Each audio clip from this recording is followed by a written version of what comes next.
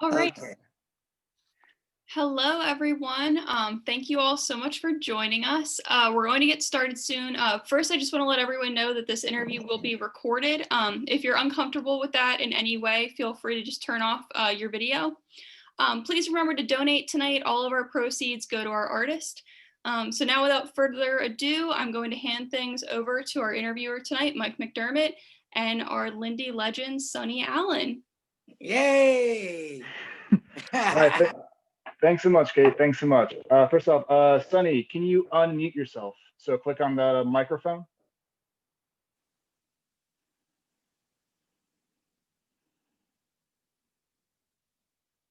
Can you hear us, Sonny? Oh. Do it again. You muted, then unmuted.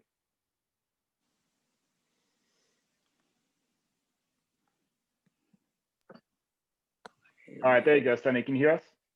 Yeah. All right, perfect. We can hear you. How are you doing today, sir? Oh, very good, very good, very good. Awesome. Thank you so much. All right, thank you so much for doing this, by the way, and welcome everyone to this new edition of Lindy Hop Legends interview through Jazz Attack. I just want to note some people in the audience. We have Crystal Johnson, our first Lindy Hop Legends interview, joining us right now. Yeah. And pretty soon we'll have Barbara Ann Billups joining in once she gets her Zoom set up, who we will be interviewing next month. So stay tuned for that. But Crystal and Barbara, so Sonny's giving you the main focus of this interview. But if you have any stories or any comments that you think would be great that we're missing out on, please by all means heckle from the audience. But the main star is going to be Sonny for this show, because Crystal, especially you already got your time to shine a couple months ago. I'm just watching. They are my mentors. Can you hear me? We can hear you, Crystal. We can hear you. Okay. We love you being here. All right. Okay. So about Mr. Sonny Allen. So he was born and raised in New York, and his parents put him in dance classes to keep him off the street, to keep him out of trouble. There, he learned the art of tap. He discovered Lindy Hop at the Savoy in the 50s and fell in love with it.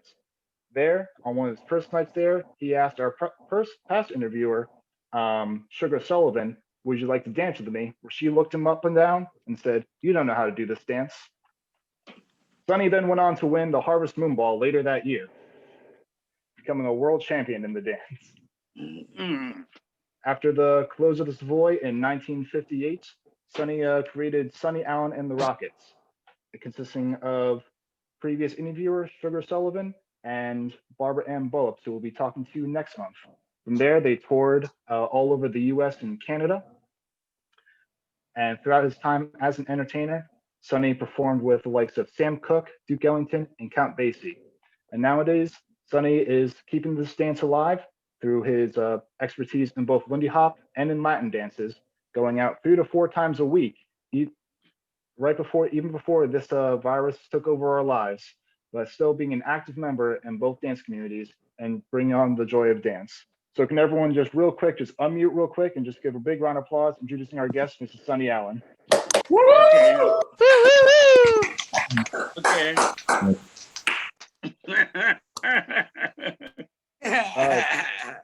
All right, Sonny. So just starting off, how did you get into dancing?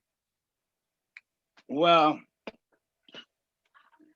I started as a tap dancer with Ruth Williams and Henry Legend Dance Studios on 105th Street when I was 8, 9 years old. My mother sent me to dancing school, and that's where I started as a tap dancer. And I did that for quite a while, and then I became a singer. Then I came into swing after I came out of service. That was in 1957. And that's when I first went to the Savoy Ballroom. And I went up there just to go up there to party, and I got interested in the swing. And I was determined to learn how to do it. So I used to practice and go to the Savoy, and I finally got a partner and went down to Madison Square Garden and won the whole thing. That's what happened, you know. Person that helped me a whole lot was George Sullivan, Lee Moats, and Willie Posey. Yes, The rest of the guys up there at Savoy Ballroom, you know. But the thing with me is that I used to do swing like you would do tap dancing. It would be easier that way because now you can go up there and hear. The most important thing that people don't do is listen to the music. They just go for speed. It's not speed, go for the dynamics of the music. And you'll find out that you would do that and swing like that. Or you take a guitar player or a piano player, every time they go up there and play something, they sing it.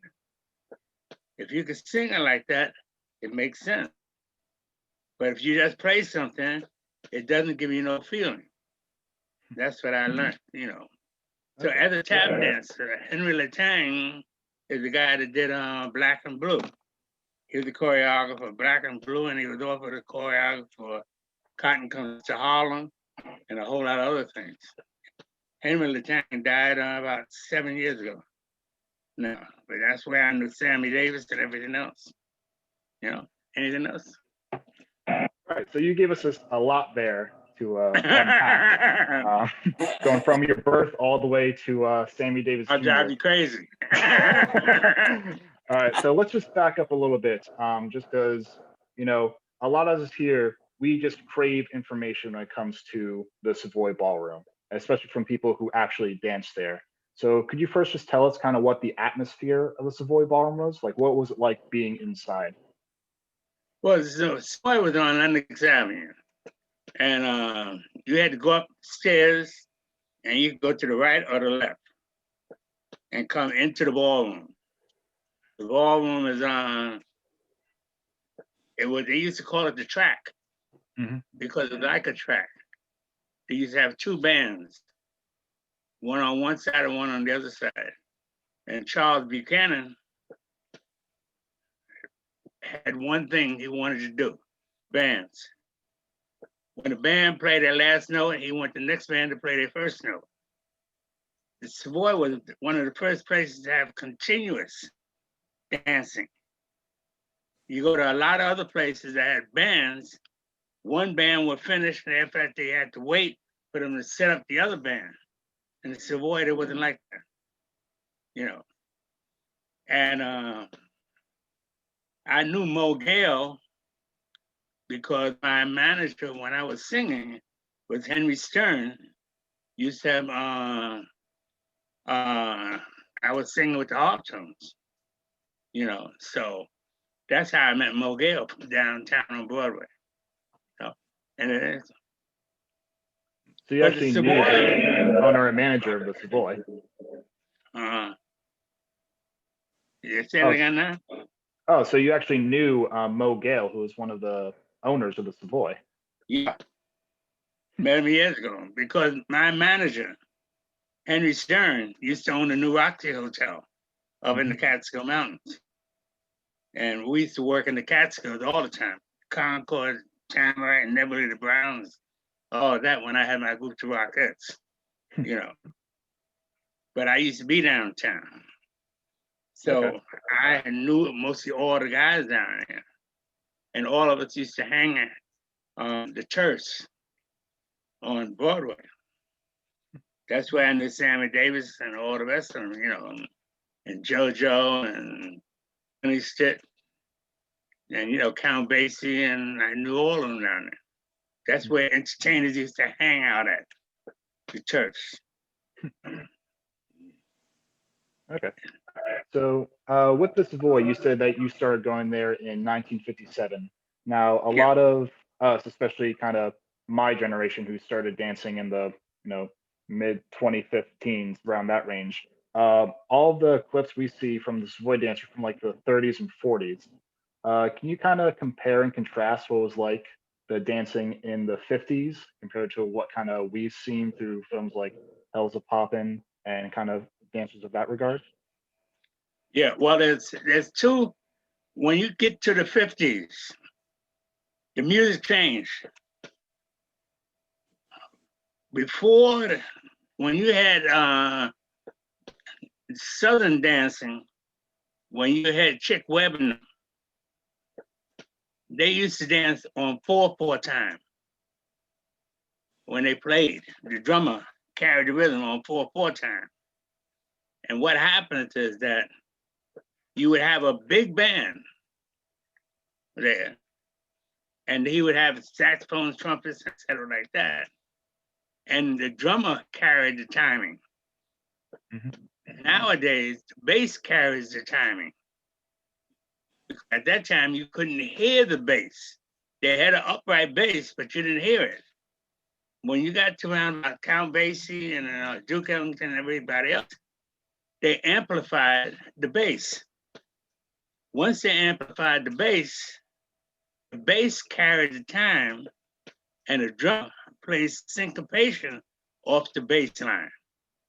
So it changed, the music changed in a sense.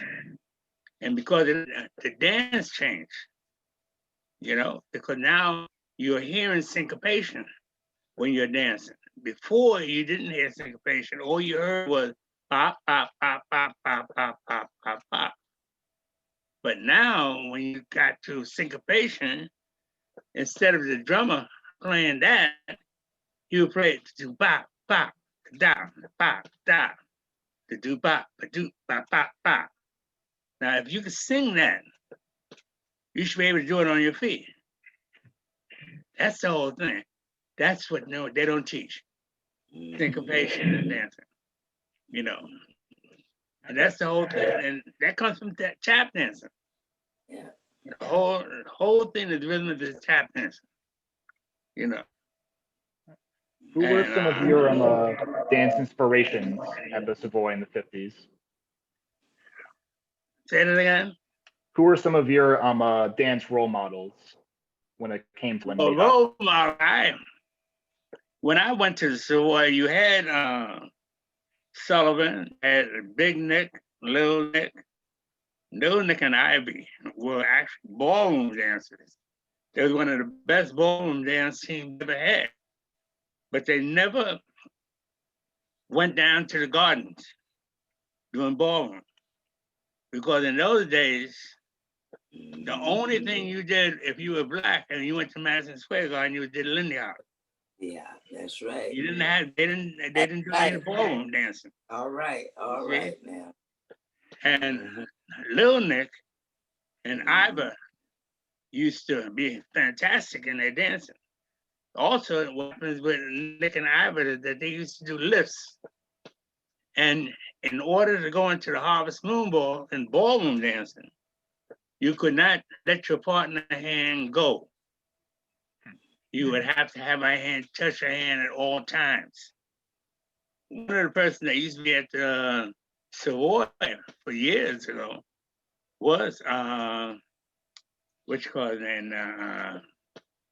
Astaire.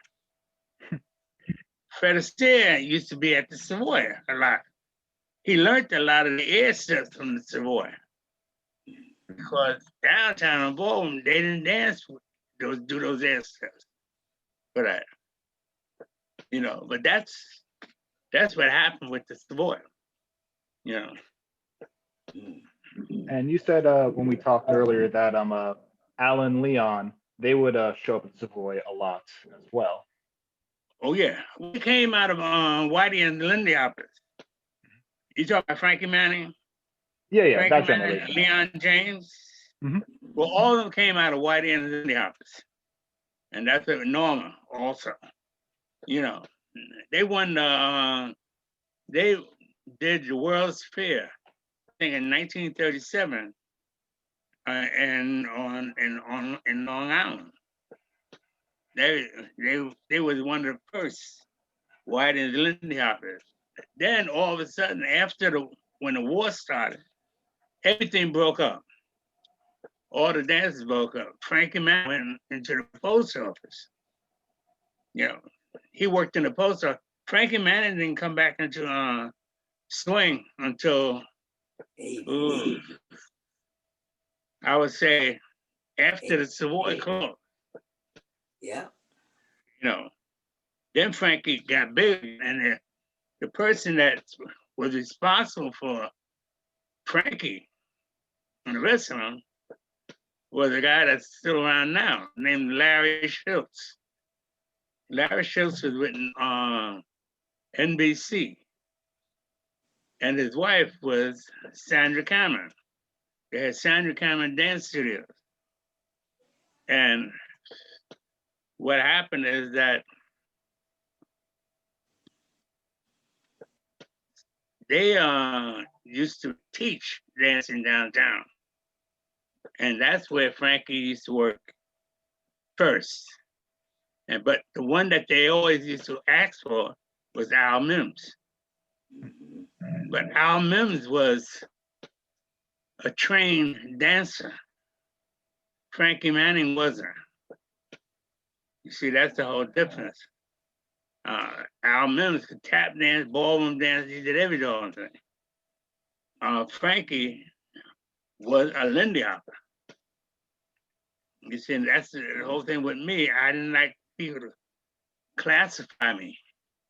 Yeah. Once they classify you, you can't get a gig. We'll get into that a little bit later, Sonny. Yeah. Yeah. I keep forgetting. Yeah, based on our last conversation, I got to cut you off after a certain point, or else I'll just be listening to you for like 2 hours straight. But so going back just a little bit, but before the Savoy closed, you entered into the Harvest Moon Ball within like a year of your own dancing, and you won. The can you first tell us year, just kind of what that speed run progress of going from just learning this dance to world champion looked like? Well, the first person I danced with was a girl named Marcella Washington. She came out of Ruth Williams, Henry Lynn Kang dance studios too. And she was a tap dancer and etc. But she was never a swing dancer. Then I started dancing with other people. Up then I used to dance sometimes with Sugar and the rest and learn from them. I like to watch them. But I always wanted to do it different than what they did. Because when you dance, you have to make it unique. When you dance, it's unique and you do what you feel instead of doing what everybody else does. Nowadays, you got a lot of people, everybody does the same steps. Same thing. But there's no uniqueness into it, And once you get it like that, it's no fun no more. I like to play with the music, but you play with the music, but I got that from being an entertainer and swing and tap dancing, That's how So can you tell us about a little bit what it was like kind of competing in Madison Square Garden, kind of one of the grandest stages of them all, and kind of like it's a dream that we would all like strive to do, but you're one that lived through it. Well, when after we won the semifinals and etc. like that, we worked with Duke Ellington. Then at Madison Square Garden, at that time, Madison Square Garden was on 50th Street, not 50th, 54th Street, I think it is. 54th, I think it's 54th Street and 8th Avenue. That's where Madison Square Garden was. The gardens that's downtown now came later, But after you won the Harvest Moon Ball, when you danced and etc. like that, you had to you go down to rehearse all day. I'm trying to remember the name of the band that was there. They had a big band that played there, And you would rehearse all day, and after that night, you start shows. We had to worry about because we were the last group to go on. Everybody used to wait for the Savoy Lindy Hoppers or the Lindy Hoppers go on. You had one European guy that was very good that I met. His name was Lucky. He came from either Sweden or Australia. Had blonde hair. That was years ago. excellent dancer, Mhm. but they didn't know how to dance fast because they with not learning how to do syncopation, they would override, they would do steps.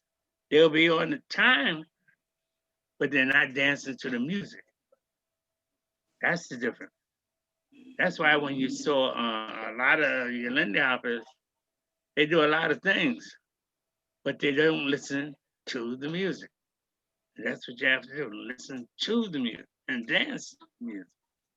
Once you do that, you wouldn't have no problem, you know? Mhm. Yeah.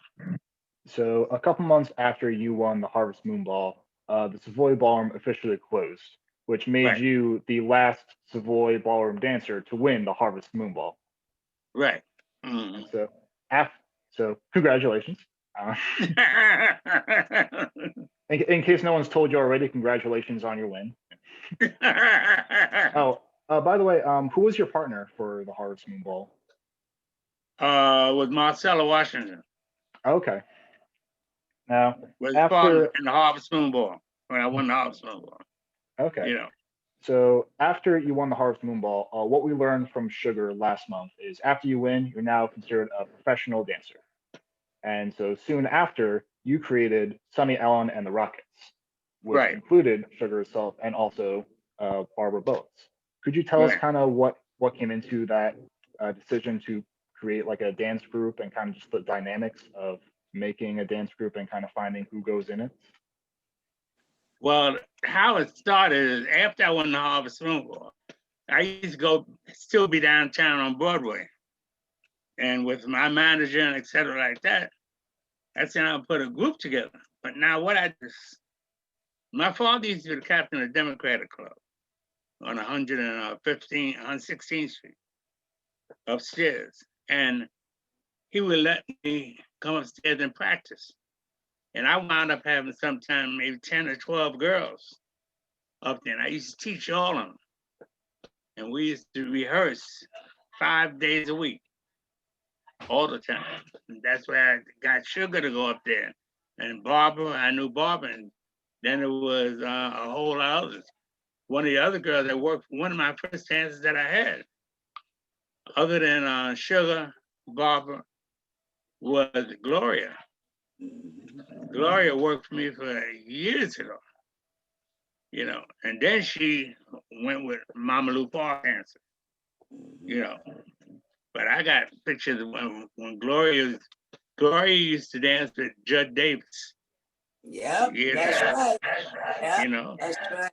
That's right. that's the whole thing Yeah. with that.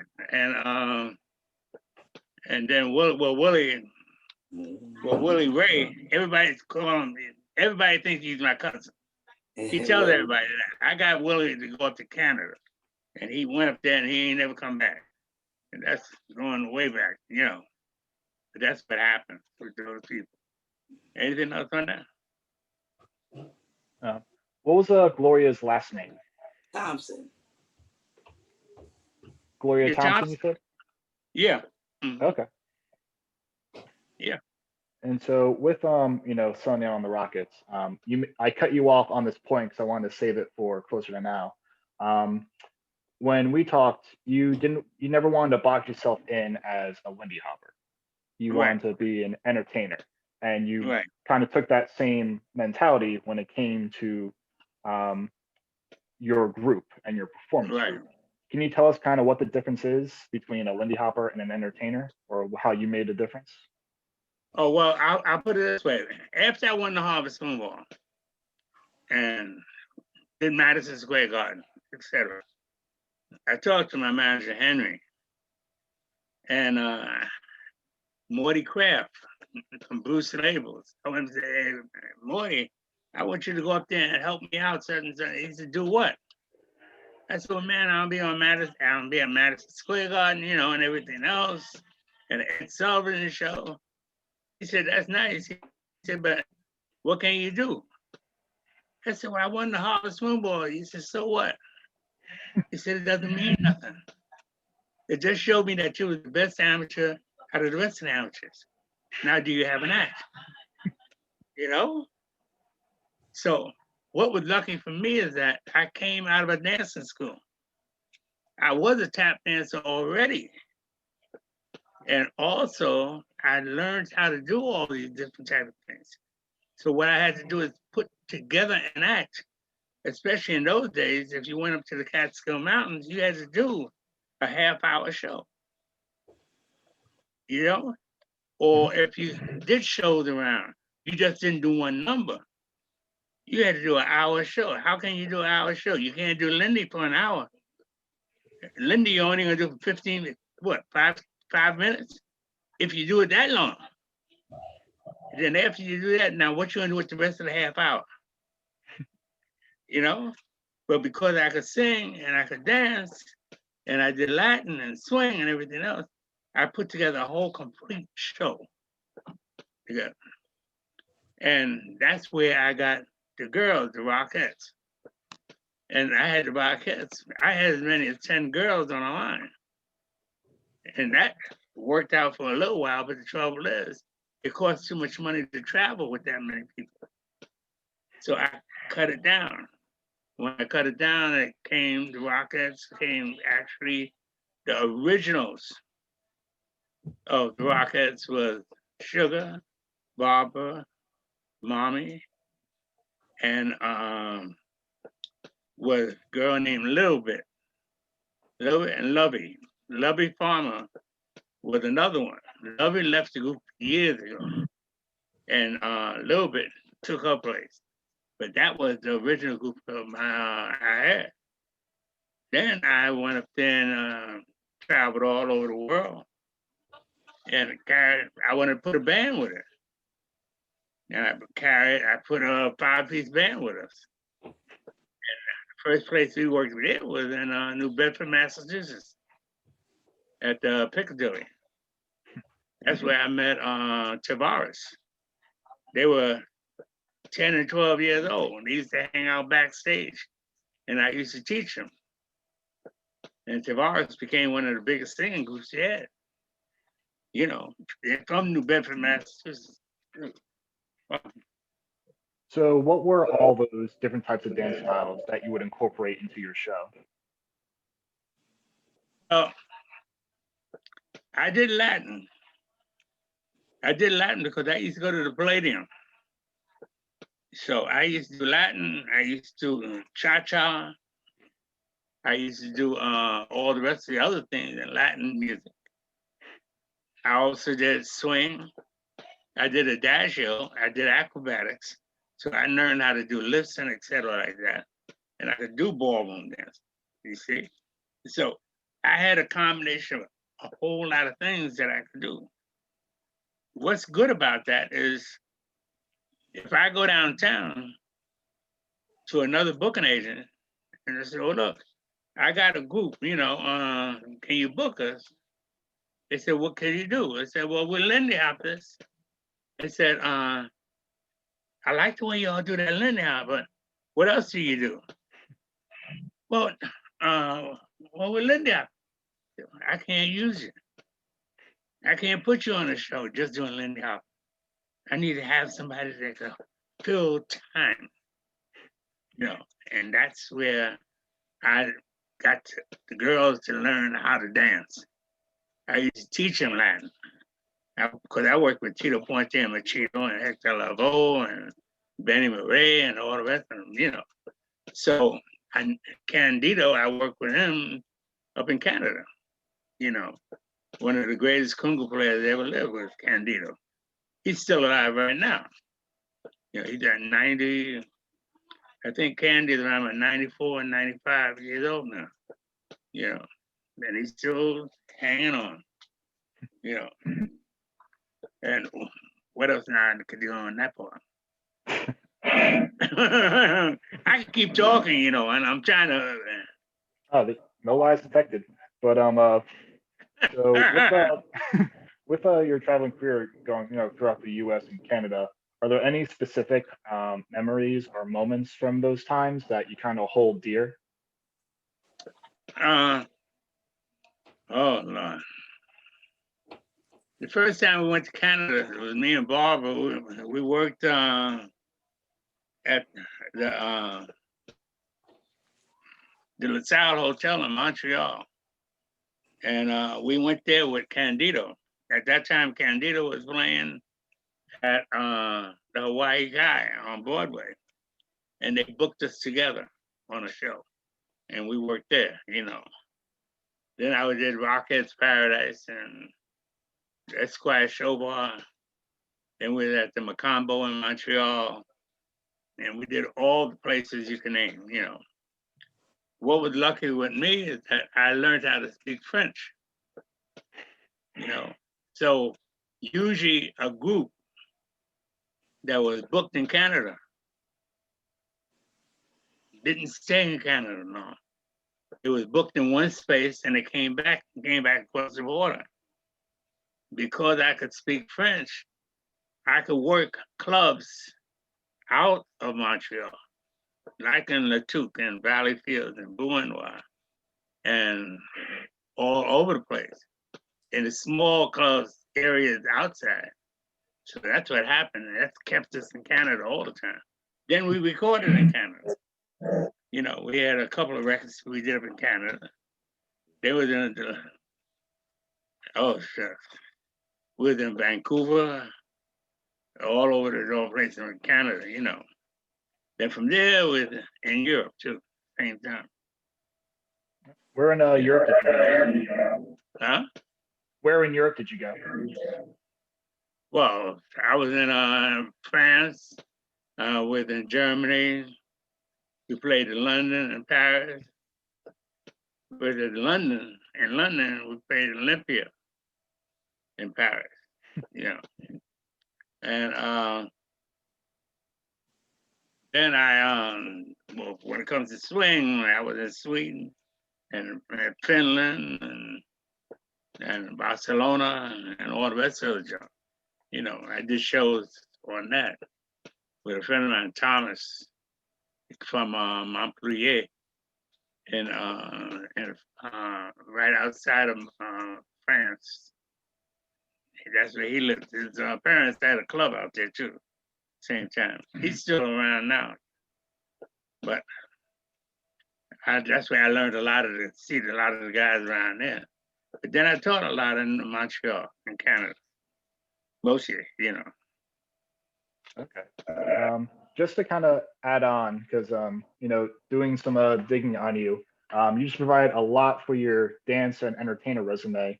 I kind of want to give people just kind of an insight on everything else that we could find under the skills list in your resume, because you talked about in another interview when you're off the road and you had to make some money, that you learned how to iron, you were a bartender, you learned how to press, you were a lab technician, you were an assistant supervisor at a hotel, and my personal favorites, you were the personal photographer for Muhammad Ali for a couple summers. Yeah. So, initial question: if I were to print out your resume, how much ink would I need? Because I don't understand how you fit so much on top of learning French. How you fit so much just into yourself right now. No, if on my resume, I worked in Montefiore Hospital when I was a kid, you know, and when I came out of the service, at that same time, as far as the Savoy and et cetera like that, I went back to Montefiore Hospital.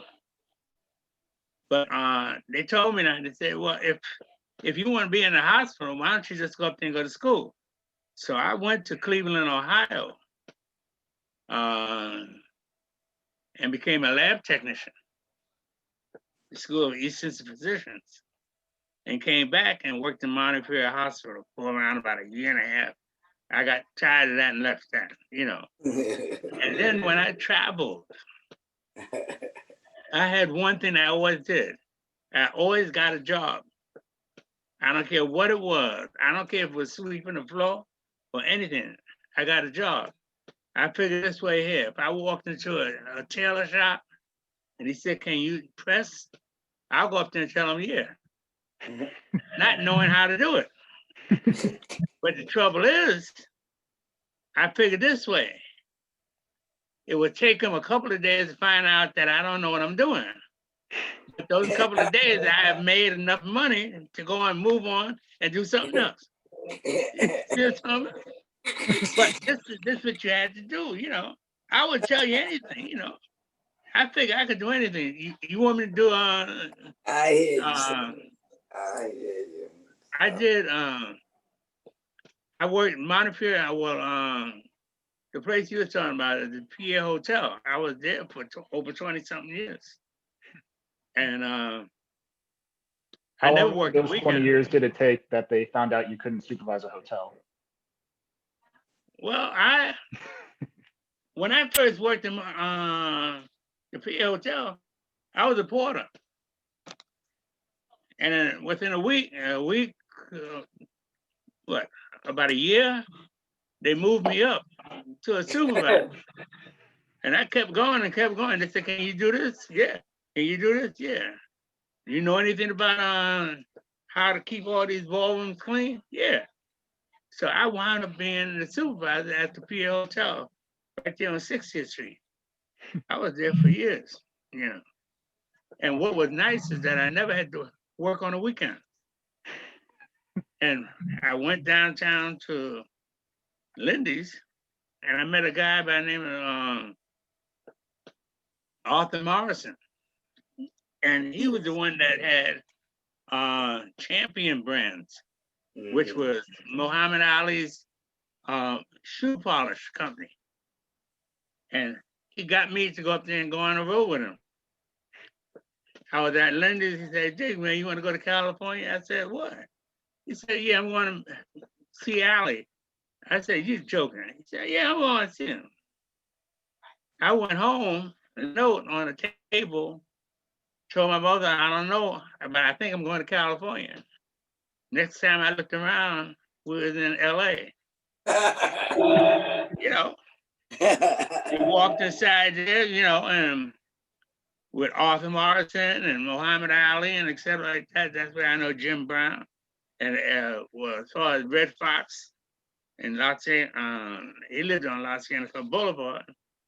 And Jim Brown lived up in Beverly Hills, you know. So that's how I got to go. I walked, we was in Detroit we was in Detroit. And I had my camera and I took a picture of Ali. He said, "Dude, man, I want you to take pictures of me all the time." Now, when I first met Ali, I never liked him. That was years ago. I never liked him. First time I met him was at Copacabana when I was down there with Sam Cooke. And everybody was there and he walked inside there with his medal when he just won the Olympics. And he was loud and brash and I couldn't stand him. But I met him later. I thought he was one of the most fantastic persons you ever want to meet. A lot of people got the wrong impression about him, you know, but he was something else. Yeah. But this is how I did. I did things. I would walk inside the place and just say, they say, "Can you run a bar?" Yeah. I don't know nothing about a bar. I don't know nothing about the work behind a bar. I love it. But I went up there and said, "I'll try it. If I got a problem, I talked to the owner. I said, show me such and such." I would never ashamed not to do it. And that's what I did. Awesome. You know. So just kind of going off of, the many celebrities you worked with. I heard that you also either performed or worked with Duke Ellington and Count Basie. Is that right? Right. Could you tell us just kind of what they were like as people, or also as band leaders or performers, or just any info you could give on them? They were Count was something else. Fantastic person, you know. We did some shows with Count. And to this day, I still use two of his tunes when I do shows, which is April in Paris and Magic. You know, those are the two you usually see me use, you know. But then there's a lot of other tunes when I did with Lionel Hampton, you know, Flying Home, you know, and Duke Ellington, you know, the A Train, et cetera, like that, you know.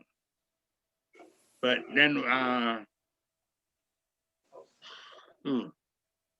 the others count as far as dancing goes. When I worked with Sinatra, not Sinatra, I was on the same show with Sinatra. He was a star. We were just, you know, opening act, you know. And we did the 500 Club in Atlantic City.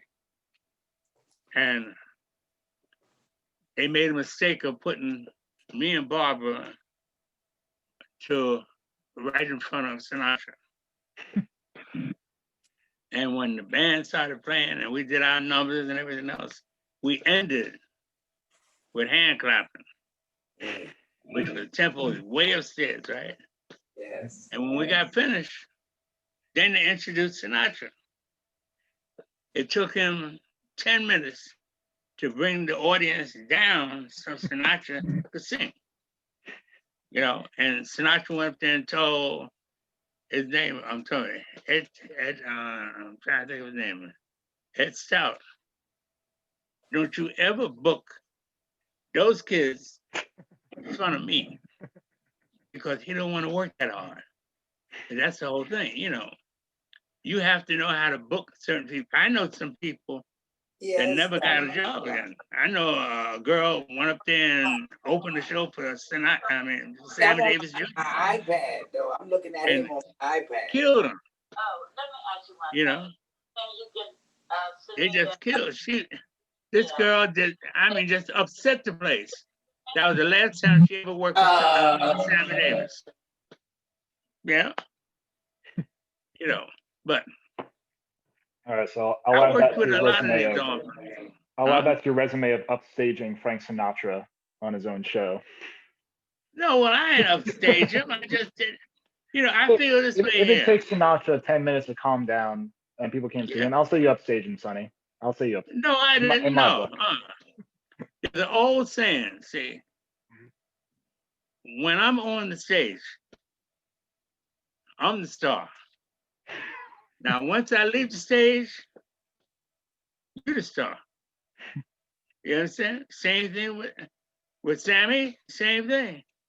If I command the stage, then I'm the star at that time.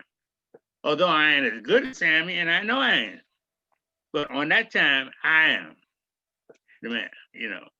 And you gotta feel that way, you know, in dancing, you know.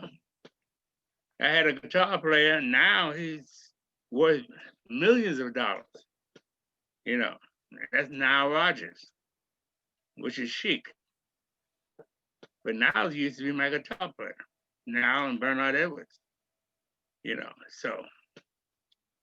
But all these people, you know, I had the opportunity to work with a lot of these people, you know. And speaking with working opportunities, you had the opportunity and you helped choreograph, for those who don't know, the 1992 film Malcolm X. For those who don't know, Malcolm X, he was a Lindy Hopper himself.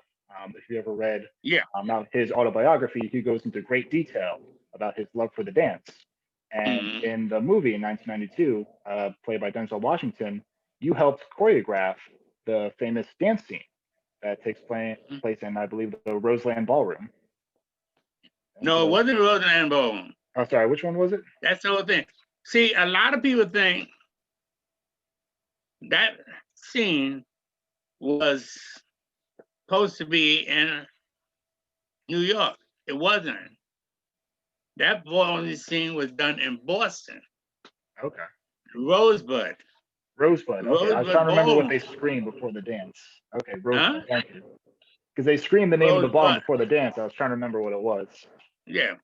Well, and when they did the ballroom scene on 45th Street, they had this guy supposed to be playing Lionel Hampton and his orchestra in the background, you know. But actually, Malcolm came from the South, and then he was in Boston, and he worked on the trains. You know, he was a waiter on the trains. Then he came to Harlem, you know, and at that time, nobody knew his name. A lot of people didn't know that his real name, you know, and they used to call him Red, you know, and he was a pool hustler. He was a pool hustler, he was a pimp, he was every dog thing. You know, he changed when he got arrested and went to jail. That's where he became a Muslim, you know. But it's a lot of history on Malcolm X, you know. But going back to kind of your parts in choreographing that scene and kind of in part teaching Denzel Washington how to dance. Can you tell us a bit what it was like being on sets and working with Spike Lee and creating the scene that got put up? Spike was the type of person, he didn't play at all. If you were supposed to be there at 10 o'clock, if you come 5 minutes after 10, go home. He didn't want you. That's what Spike Lee was. Denzel was a fantastic person. I have never seen another entertainer the way Denzel Washington was. You know, he would try to do everything. And when he did the air step in that movie, he did it. He threw that girl. And at the same time, he had a brace on his back because he had hurt his back all through that time. Because actually, they was talking about, you know, getting a double for him. And he did it by himself, you know, Denzel, you know. But that was a hell of a thing, working with him, you know. You don't find a lot of entertainers like him, you know. Awesome. All right, so I kind of want to talk a little bit about your life as a Latin dancer, because I heard before, you know, this whole pandemic started, you were still going out like 3 to 4 days a week, 2 days to Lindy Hop clubs and 2 days to Latin dance clubs. Right. And I've even found like old website threads of videos of you going, "Who is this guy?" And it's a Latin community trying to see who you are. And so you do have this, in I guess in our eyes, this whole separate dance life as this, you know, prolific mambo dancer or mambo master I've seen get thrown around, told about you. Can you kind of tell us why you stayed so close, or what about the Latin community is so enticing, or even like Well, how it can be actually, compared see, to the Lindy Hop community? it's all music. It's all music. When you see people do what they call mambo, see when the Savoy, the biggest club that Latin bands played was the Savoy Ballroom. You know, in those days. And the guy who played there was Mario Bowser. Now, Mario Bowser was Machito's brother-in-law. He actually had the band. Everybody know Machito. But Mario was the guy that leaded the band. Then they brought Celia Cruz and the rest of them. And if you're dancing, you'll find out that the same steps you do in swing is the same steps you do in Latin. You just have to listen to the music, you know. And every so often, Charles Buchanan and them would bring up a Latin band. They had Tito Ponte up there, they had Tito Rodriguez. You had Ensenio Rodriguez, who was the blind guitar player.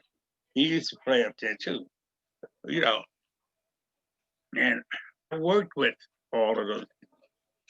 So I used to be at the Palladium.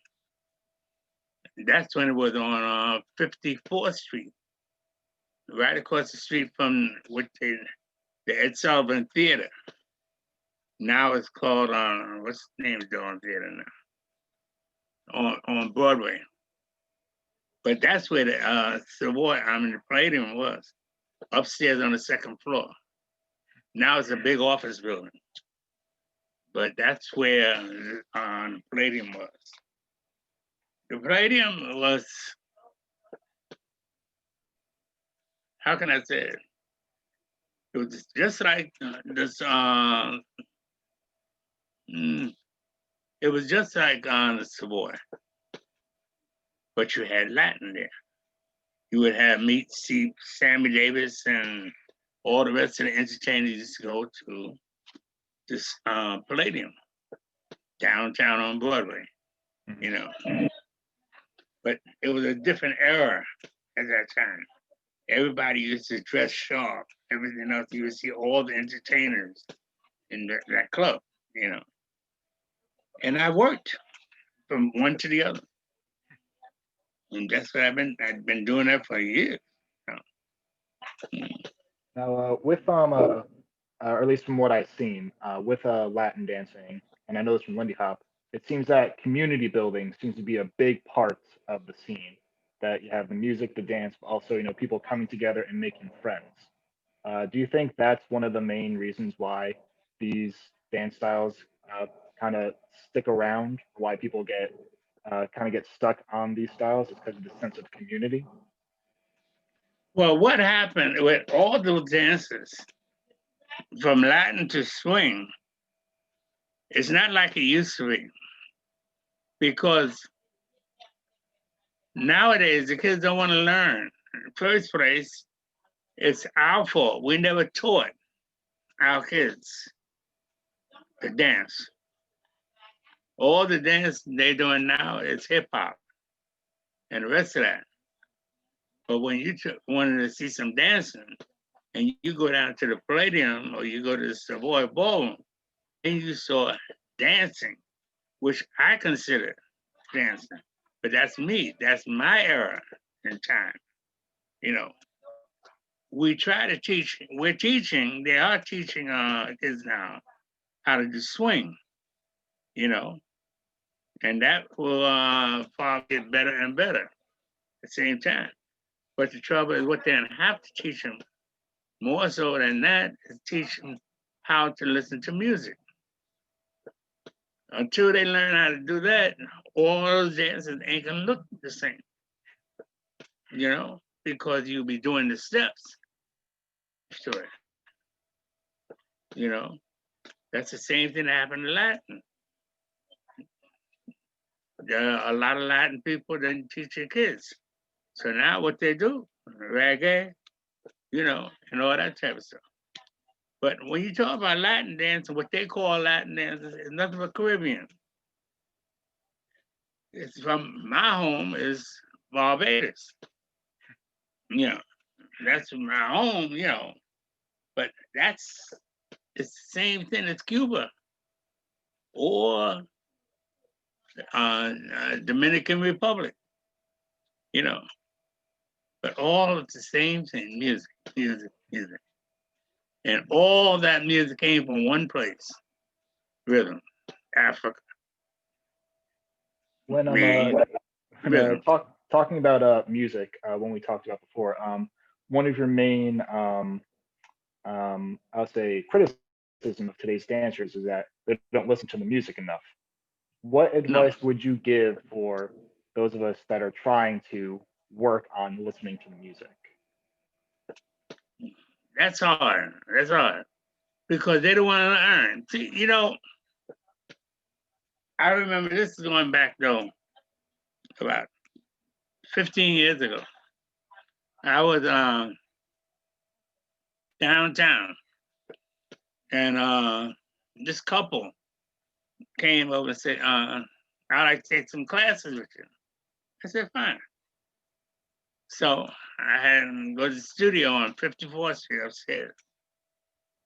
When they got there, I went up there and started to try and teach them the basic steps. They said, "Oh, we like that. What we want to learn how to do is how to do that turn there and that turn there and that spin there." I said, "But you got to learn the basic steps." "No, don't worry about that. I'll get the basics later. I just want to do that." That's what they want to learn. And if you get that, once they feel that way there, forget about trying to teach them anything. Because they already, they didn't come to want to find out how to do something. They want you to teach them what they want. You know, I figure if you come to me to learn how to dance, you come because you want to learn what I know. And I'll try and teach you what I know. And once I teach you that, I want you to go up there and practice it and then make it your own, not mine, because you'll never dance like me and I'll never dance like you. You see what I'm talking about? See, some people will go up there and try and dance, you know, and they want to dance this way and that way. No, you're an individual. If you dance like everybody else, you're not an individual no more. You're just there. It's better for somebody to say, "I like the way he danced," you know, than, "Oh, he's just like this one over here." You never get nowhere if you really want to learn. But if you just want it for social, then you do it the other way, you know. Speaking of the Sonny Allen style of dancing, people have noted that you have a very smooth style, or very flowy. Can you talk about how you kind of developed your own, you know, Sonny Allen style of dancing? Well, that comes out of tap dancing too. The same thing as in tap dancing. You got two different styles of tap dancing. One of the greatest dancers you got right now is Savoy. Savoy is a fantastic tap dancer, but I can't stand to see him dance. You know, if I close my eyes and listen to him, he's like a metronome. His tap is clear, everything. But he dances, how would I say? He dances like he's dancing in the floor. Once the end of the floor, he's dancing down like he's fighting when he's dancing on all the steps. And it's good, but I don't like that. But now if you take Buster Brown, Bunny Briggs, and Honeycombs and Atkins, and all of them, they dance like they were dancing on top of the floor. They dance smooth, like they were gliding across the floor. No effort, you know. So it's a different style of dancing. I rather, you know, I like the time when you see Sammy Davis, Sammy could dance, you know. You had Buster Brown, Jimmy Slide was fantastic. Mm-hmm. You know, but those are from the old school. And you look and see how it's so easy, so smooth. When you look and you say, "God, duh, that's easy, I can do that." And then you get up on the floor and you try it. But that comes from when you practice. But you have to practice and practice and practice. That's it. You know, but the same thing with swing dancing.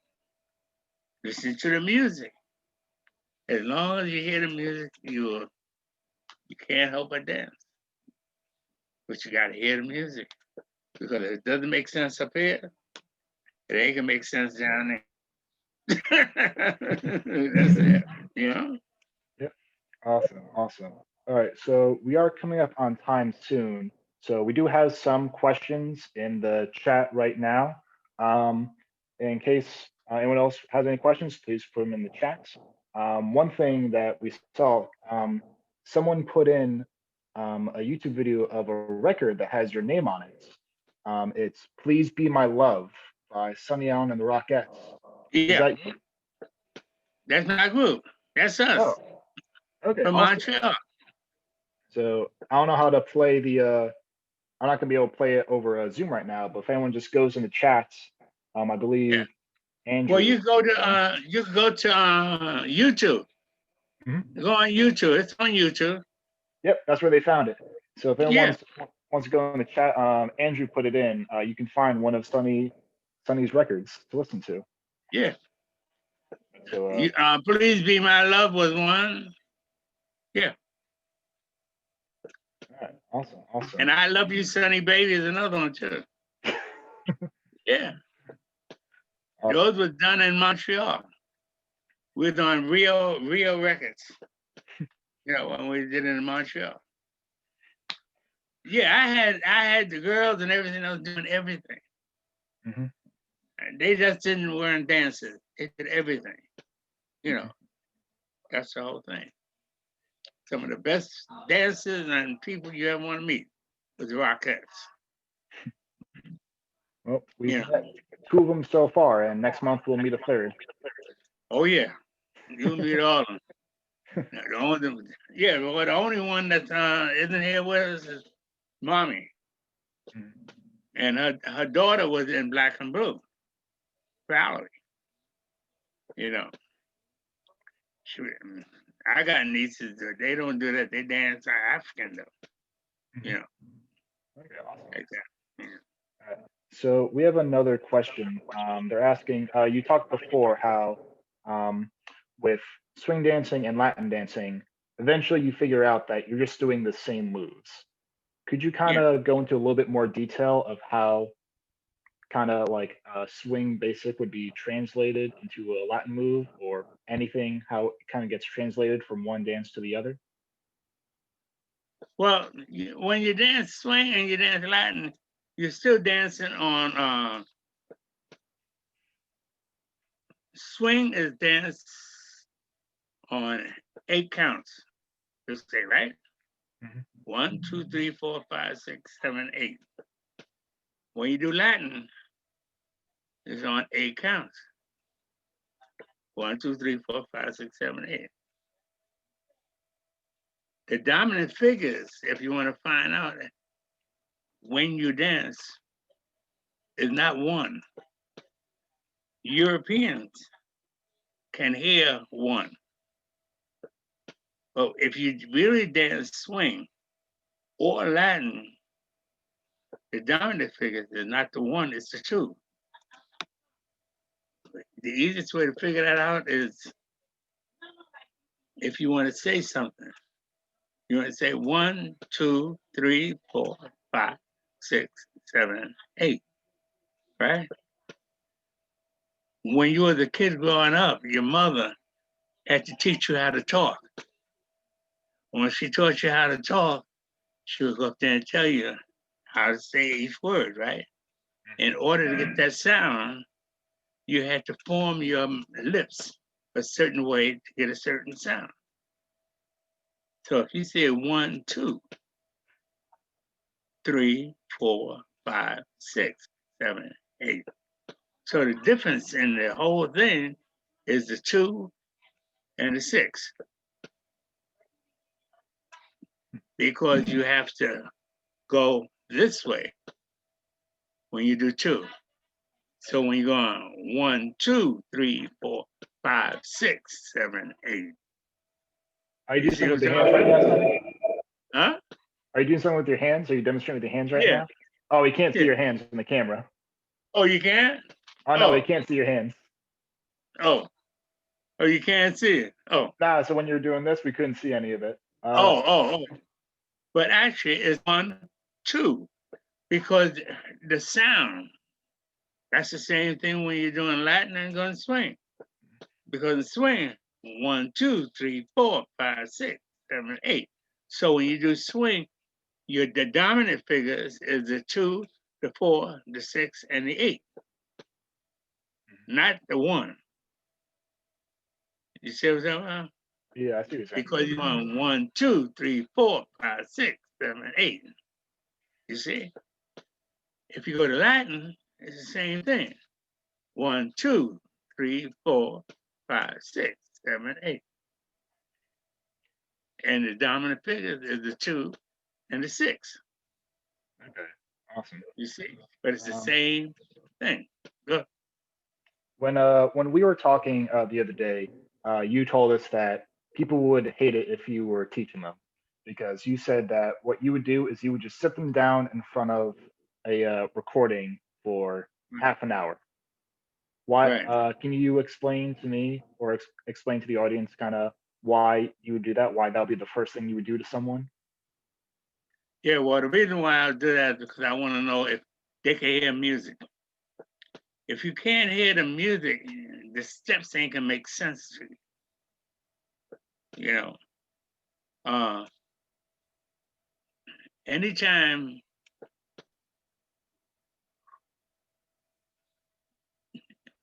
if you're dancing, that same thing that we were talking about, 1, 2, 3, 4, 5, 6, 7, 8.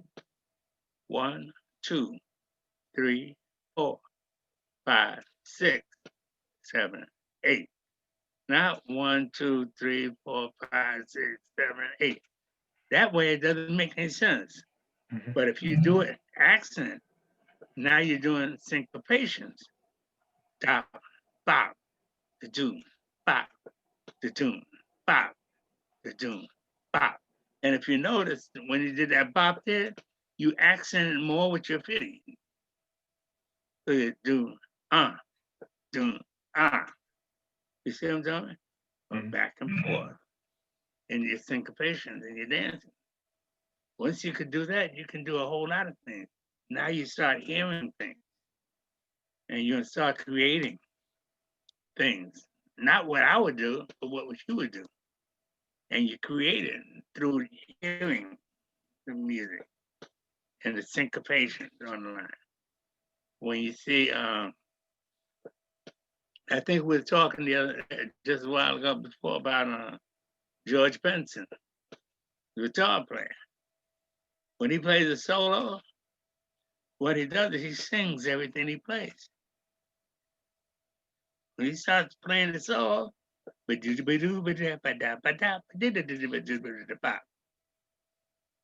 he can sing it.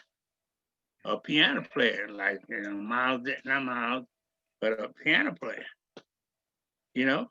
When he plays, he sings what he's playing.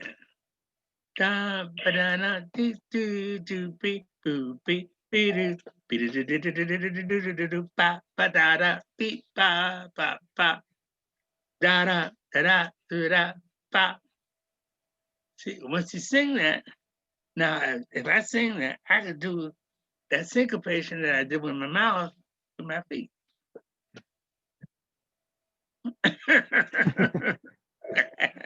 But that's what you have to learn it, Awesome. But, Aside from, because we talked a lot about rhythm, people really listening to the music, is there anything else you notice about today's dancers that maybe you wish they paid more attention to? Or maybe there's some things that you like more about today's dancers that you didn't see um, when you started dancing?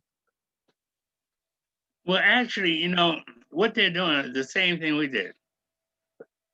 There's no new steps in dancing. Everybody think there is, The same thing like they're going back. You hear people saying moonwalk, right? With Michael Jackson, right? That ain't new. That was done so long ago, it ain't funny. Cab Calloway used to do that.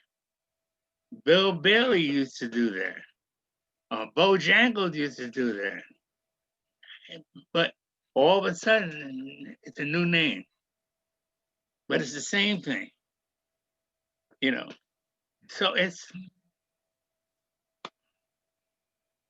I don't know. Everybody starts changing, and they give it new names, new this, new that. So that's why sometimes people say, "Well, can you do this such and such and such?"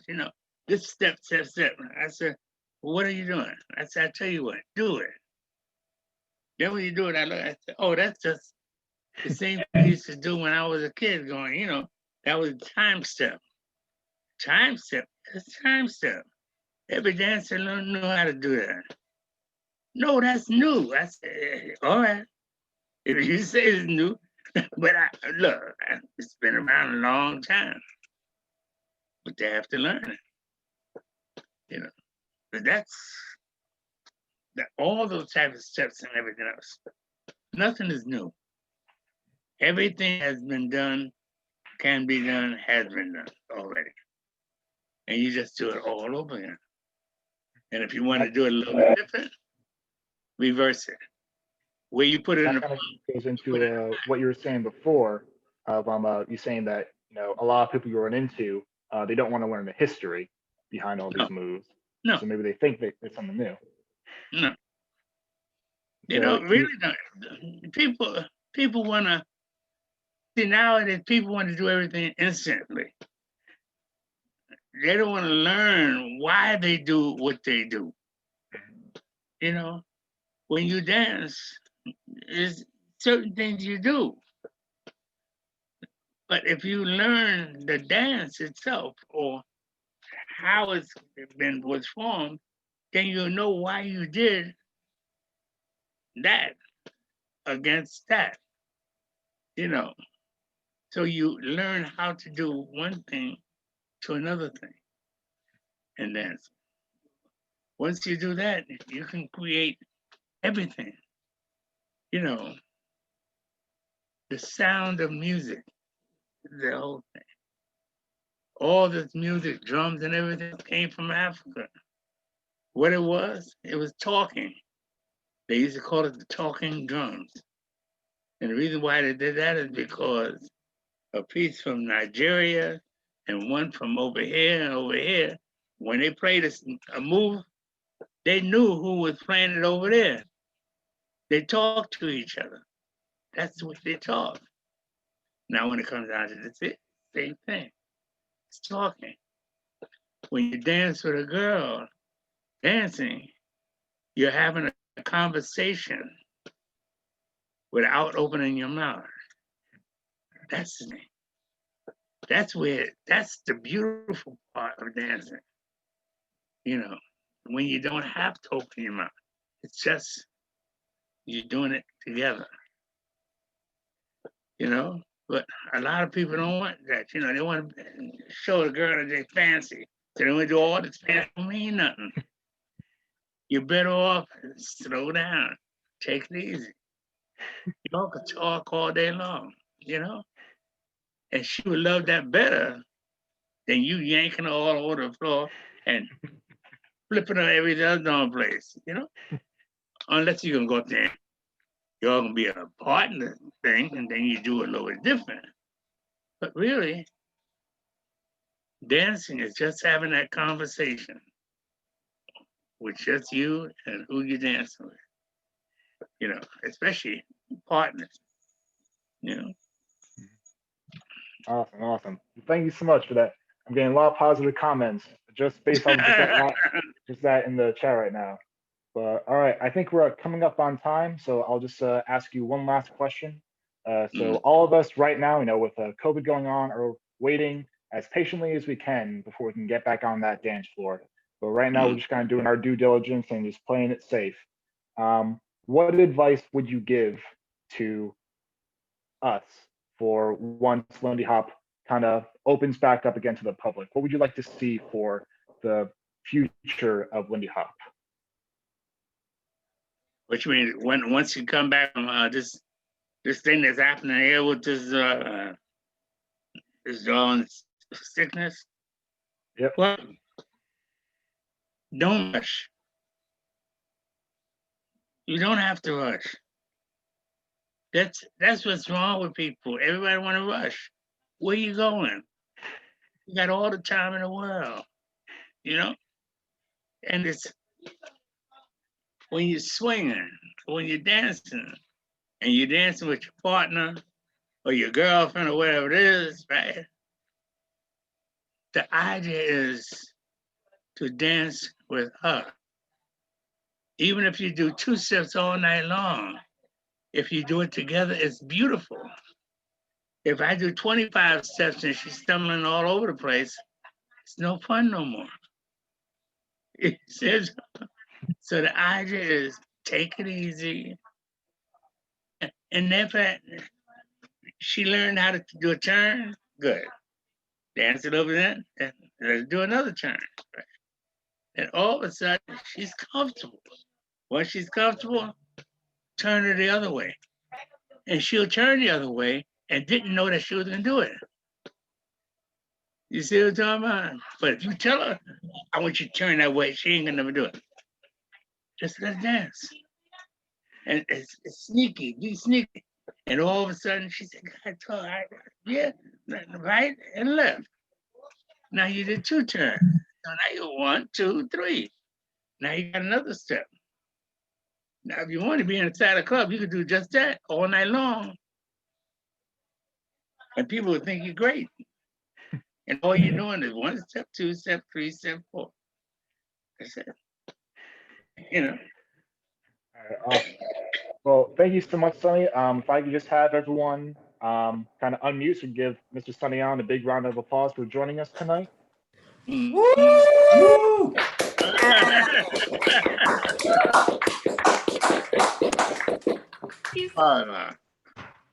Yeah, thank you so much for your time, Sonny. This has been so informative. Okay. It's been great learning about your life and just the in and outs of everything. I appreciate so much you just taking this time and just really just informing us as a living legend in this dance today.